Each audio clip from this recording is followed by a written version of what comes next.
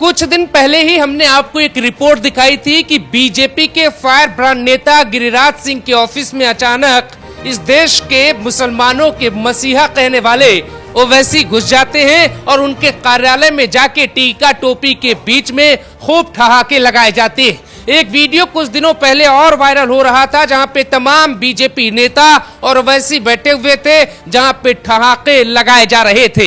कई बार ओवैसी परिवार पे यह आरोप लगता है कि उनकी पार्टी बीजेपी की बी टीम बनके काम करती है। अगर ये सही है तो इसका असर दिल्ली के चुनाव परिणामों में आपको देखने को मिल जाएगा। कैसे 2 सीटों के लिए सिर्फ हैदराबाद के नवाब दिल्ली आते हैं और मैदान में उतरते हैं, लेकिन 2 सीटों पर चुनाव लड़ने के दौरान वो माहौल 70 विधानसभा सीटों पर बना देते हैं।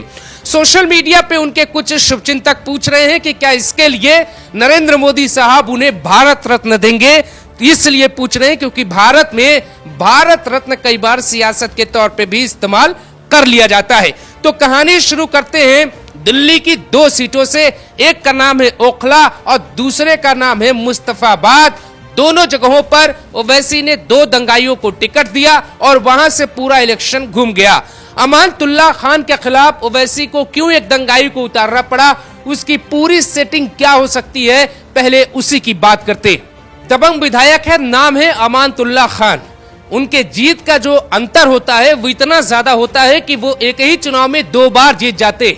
आमतौर पे किसी भी उम्मीदवार को जीत के लिए विधानसभा चुनावों में 35 से 45% वोट की जरूरत होती है, लेकिन अमानतुल्लाह खान जो पिछली बार जीते उसमें उनको 66.5% वोट अकेले मिले थे।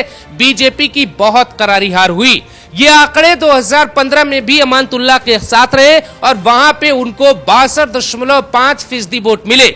इस बार भी वो मैदान में है, लेकिन उनके सामने ओवैसी ने एक मुस्लिम उम्मीदवार उतारा जिनका नाम है शिफाउर रहमान, जो दंगाई है, जिनके ऊपर दंगे का आरोप है और जेल में बंद है। एक फैसले के कारण पूरा इलेक्शन यहां पे पलट गया। जो अमानतुल्लाह खान अकेले वहां पे चुनावी मैदान में ताल ठोक कर बड़े अंतर से बीजेपी को हरा देते थे, इस बार ये सीट डाइसी हो गई है। उनको 35 से 40% वोट मिलने की संभावना है। इसका मतलब यह है कि बीजेपी के उम्मीदवार को भी इतने ही वोट मिलते हैं तो वहां पे जो जीत हार का अंतर होगा वो बहुत कम हो जाएगा। ओवैसी का जाहिर तौर पे बीजेपी बंद कमरे में धन्यवाद कर सकती है, क्योंकि ये सीट आम आदमी पार्टी के खाते की थी। अमानतुल्लाह खान को हराना बीजेपी के लिए बड़ी कामयाबी मानी जा सकती है।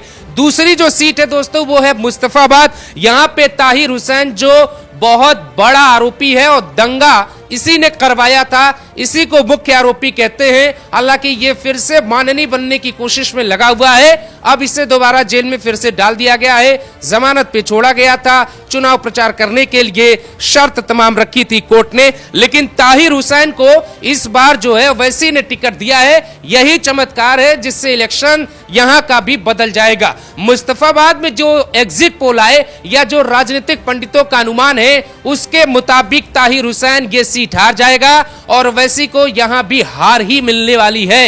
लेकिन ताहिर हुसैन को टिकट देकर बीजेपी का काम यहां पर बहुत आसान कर दिया। बीजेपी ने अली मेहंदी को उतारा था, जबकि कांग्रेस ने अहमद खान को उतारा था।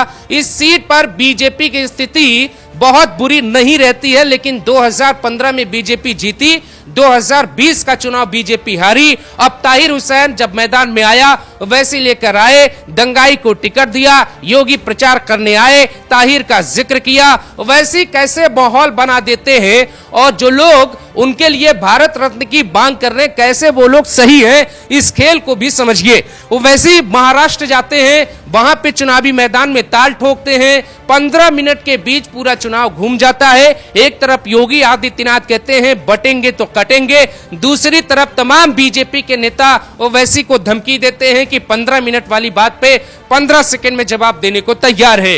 वैसे यूपी में आते हैं तो मुस्लिम बहुल सीटों पे ही चुनाव लड़ते हैं, बिहार में मुस्लिम बहुल सीटों पे ही चुनाव लड़ते हैं। ये गजब का इत्तेफाक है कि विधानसभा चुनावों में कई बार कामयाबी भी ओवैसी को मिल जाती है, जैसे महाराष्ट्र के पिछले चुनाव में कामयाबी मिली, यूपी में एक सीट पे नंबर 2 पे उनका उम्मीदवार रहा, दिल्ली में हो सकता है कि ताहिर हुसैन या फिर ओखला की सीट पे ओवैसी का उम्मीदवार नंबर 2 पे आ जाए, लेकिन जीत सुनिश्चित नहीं लगती है। उसके बावजूद जहां पे बीजेपी मुस्लिम वोटों को नहीं बांट पाती है, वहीं एंट्री लेते हैं ओवैसी, जो खुद को मुसलमानों का नेता कहते हैं, लेकिन सियासी पंडित कहते हैं बीजेपी की बी टीम की तरह काम करते हैं, फायदा मोदी, योगी, शाह की बीजेपी को करवा के जाते हैं।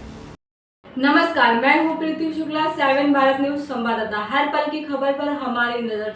हमारे चैनल 7 भारत न्यूज को लाइक करें, सब्सक्राइब करें, शेयर करें, बेल आइकन प्रेस करना ना भूलें।